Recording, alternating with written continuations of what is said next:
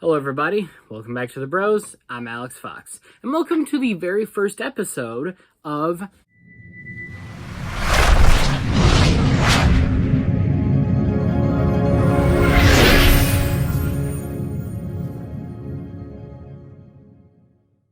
Throughout the creation of the Broverse, Elijah and I tend to make certain nods and references to certain story elements that, while we may understand when we reference it, the audience might not catch on to what we are referring to. These are story elements that go over the background of certain characters, places, and some objects.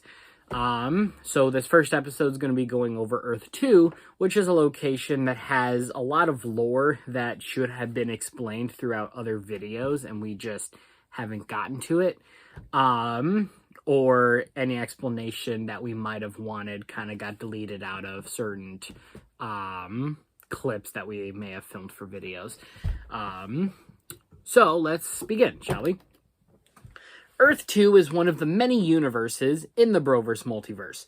Most of the timeline on this Earth is very similar to Earth 1.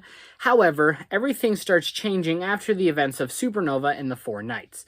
Back on Earth 1, when Conquest killed the Oracle, it turned into a burning spirit that traveled the multiverse to find a new host. Eventually, it overtook the Red Knight of Earth 2 and went under the name Crimson Knight. The Oracle sought destruction of the world and started with governments and militaries. Later on, Earth 2 variant of Elijah convinced the Oracle to let Red Knight go by overtaking him instead. The Oracle then went under the identity of Nobody and later started killing off many heroes on Earth 2. After feeling responsible for what happened, Red Knight decided to drop the Red Knight persona and became the Dark Archer by ditching his shield and staff. He put together a team called the Freedom Fighters, which consisted of the most powerful heroes that still remained. One of which was a variant of Rex Shaw who called himself Griffin. He would use weapons and gadgets of past heroes and explained that he did that to honor them, as a way to make it seem like the Fallen were still fighting for freedom. Rex even took up one of Red Knight's shields and justified it by saying Red Knight had technically fallen before Nobody took him over. He wasn't in control when he was Crimson Knight, and using the shield is a way to redeem him. Soon following these events of the Oracle becoming Nobody, Dark Archer decided to take him on by himself. However, he had no arrows at this point and his bow was broken. On top of that, without a shield, he didn't stand a chance to fight the Oracle, but he didn't really want to ever see or touch that thing ever again, based off of what he did in the past with it. This is when we see Nobody fight the Earth 2 version of, well, me, at the beginning of the slow traffic video. The lack of defense that Red Knight had, or Dark Archer, allowed Nobody to kill the former Red Knight and turned him into Imperfect Alex. Due to the Freedom Fighters being busy with the Horsemen of Apocalypse, who were looking for Nobody at the time, they never had the chance to ever notice a group called the Ring of Dawn, who set off a nuke in Diamond City that was so big it turned pretty much the city into a giant wasteland. Think of your typical apocalyptic movie or TV show setting. It pretty much looked like that. Fortunately, Juan Julio of Earth 2, who was in the custody of Ring of Dawn at the time, managed to escape and took out the Ring's leaders, causing them to split apart and decided to go search for his missing brother, Pablo Julio, who mysteriously disappeared after searching for Juan. This led to him taking out the real Horsemen as well. After the fall of the Horsemen and the Ring of Dawn, multiple gangs started rising up. The biggest 5 gangs took different regions of the country. There was the Black Skull Gang, who controlled the southwest and were controlled by the Vero brothers, Jonathan and Jason Vero. The Red Hearts Gang, who controlled the west and were led by Jack of Hearts. The Circus Gang, who controlled the southeast and were led by Clownface of Earth 2.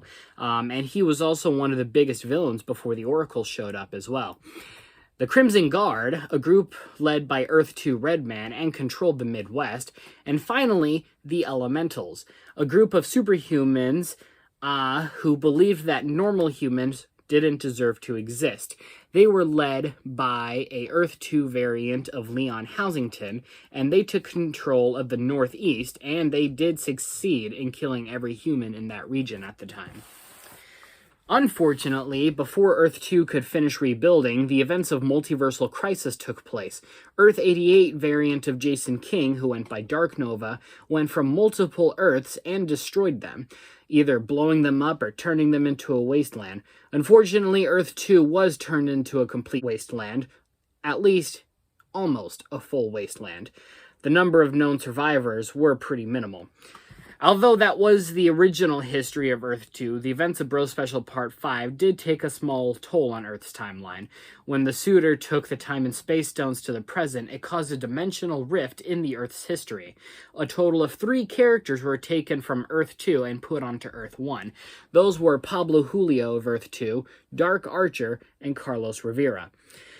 Carlos becoming Death Hunter on Earth 1 had no effect on the Earth's timeline, but Dark Archer being pulled had huge effects on both Earth 1 and Earth 2.